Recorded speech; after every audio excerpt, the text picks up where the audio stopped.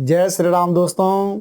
आज मैं आपको बता रहा हूँ कि धनु राशि के जो जातक हैं उनके लिए ग्रह गोचर के अनुसार दिसंबर का जो महीना है यह कैसे रहने वाला है। जैसे कि सबसे पहले हम क्या करते हैं, भगवान सूर्य नारायण को साक्षी मानकर सारे ग्रहों का फल फलित करते हैं। तो आप ये देख लीजिए कि धनु राशि के जो जातक हैं इनके लिए भगवान सूर्य नारायण कहाँ बैठे हुए हैं, आपके द्वादशेष भाव यानी आपके व्यय घर में बैठे हुए हैं। और व्यय घर में बैठने का ये तात्पर्य दोस्तों कि यह समय आपके लिए क्या है, खर्चा से संबंधित क्षेत्र होता है। खर्चा यानी व्यय, जो भी आपके व्यय होते हैं अच्छी चीज़ों में या बुरी चीज़ों में, तो उससे संबंधित यह भाव को दर्शाता है।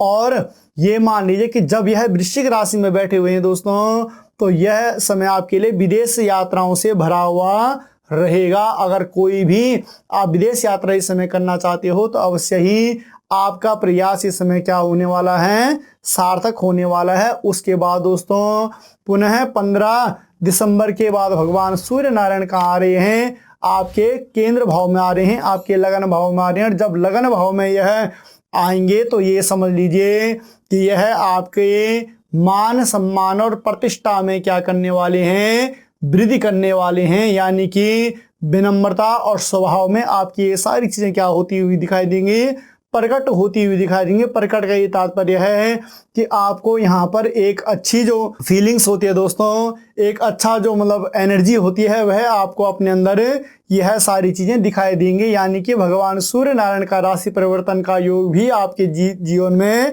अच्छा रहने वाला है। उसके बाद पुनः दोस्तों हम आते हैं भूमि पुत्र मंगल। तो मंगल स्वयं की राशि में बैठे हुए हैं, द्वादश भाव में बैठे हुए हैं। तो दोस्तों यहाँ पर एक चीज से मैं थोड़ा सा आपको सावधान करूंगा कि सूर्य और मंगल की जो युक्ति है यह थोड़ा स्वास्थ्य से संबंधित, आपको यहाँ पर सतर्क रहने की आवश्यकता है। क्योंकि कोई ऐसी बीमारी भी है कई बार कर देता है कि जिसमें हमें क्या होना पड़ता है, अस्पताल में भर्ती होना पड़ता है।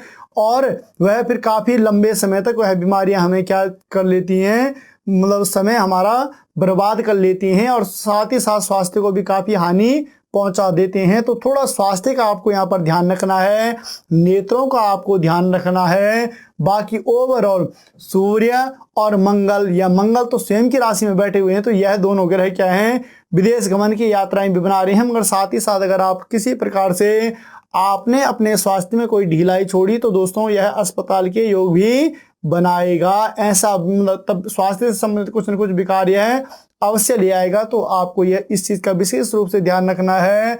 उसके बाद मंगल का भी क्या है, राशि परिवर्तन, यानी 26 दिसंबर के बाद यह क्या है, राशि परिवर्तन कर रहे हैं, आपके केंद्र भाव में आ रहे हैं। केंद्र भाव में मंगल आने का ये तात्पर्य है कि यहाँ पर दोस्तों जब इनकी युक्ति होगी सूर्य के साथ में, तो इस समय यह आपके बल और मस्तिष्क में क्या करेंगे, खूब सारा आपको बल भी महसूस होगा। यानी कि आप एनर्जेटिक भी अपने आप को महसूस करोगे। और साथ ही साथ दोस्तों मस्तिष्क भी आपका अच्छे रूप से काम कर रहा होगा। उसके बाद पुनः हम आते हैं बुध।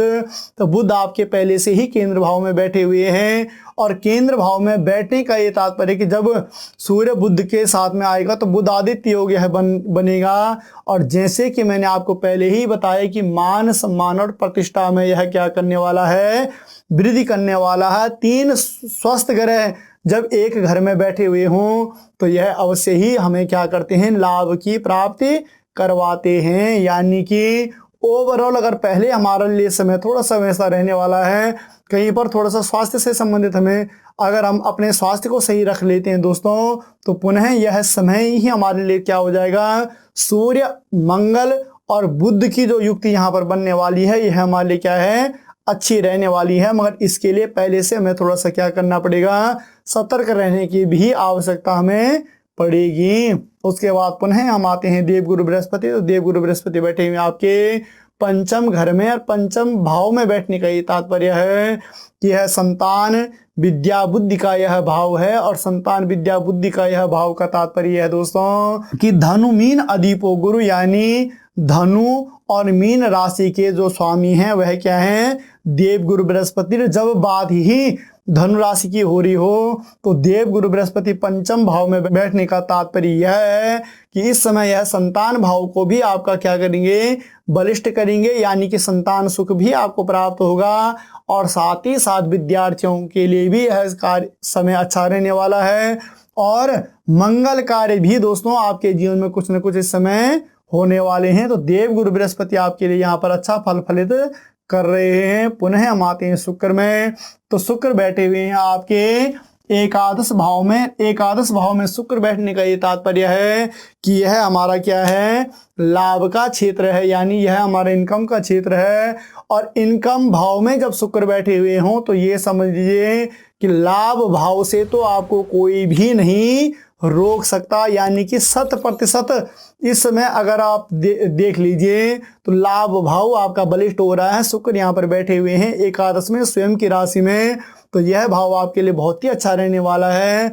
उसके बाद दोस्तों 26 दिसंबर के बाद क्या है, शुक्र का भी तुला से वृश्चिक राशि में प्रवेश है। तो वृश्चिक राशि में प्रवेश होने का ये तात्पर्य है कि जो मैंने विदेश गमन के योग आपके लिए बोले वह इस समय काफी हद तक सार्थक होते हुए दिखाई दे रहे हैं। उसके बाद पुनः हम आते हैं शनि में, तो शनि बैठे हुए आपके तृतीय भाव में, और यह तृतीय भाव क्या होता है, भ्रातृ संबंधित होता है। भ्रातृ यानी छोटे भाई बहनों से संबंधित होता है, मगर साथ ही साथ दोस्तों यह क्या होता है, स्वयं का भी होता है, पराक्रम का भी होता है। तो दोस्तों अगर हम इस समय थोड़ा सा अपने आप को व्यवस्थित रख लें, जैसे कि पहले सूर्य मंगल की जो द्वादश युक्ति है, इसमें थोड़ा सा हम अपने प्रति थोड़ा सा क्या है सजग रहें, अपना स्वास्थ्य का अच्छी तरीके से ध्यान रख लें, तो यहाँ पर फिर स्वयं को भी आपको अच्छा लाभ प्राप्त होगा। और साथ ही साथ आपके पराक्रम भाव में भी क्या होने वाली है, यहाँ पर वृद्धि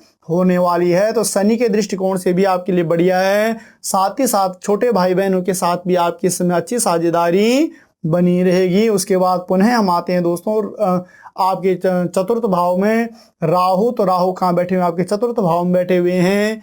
यह क्या है, शुक्र का भाव भी है और साथ ही साथ क्या है, माता का भाव भी है। तो माता के भाव में जब क्या बैठे हुए हों, राहु बैठे हुए हों, तो इस समय माता के स्वास्थ्य को लेकर तो अवश्य ही आपको सजग रहने की आवश्यकता है।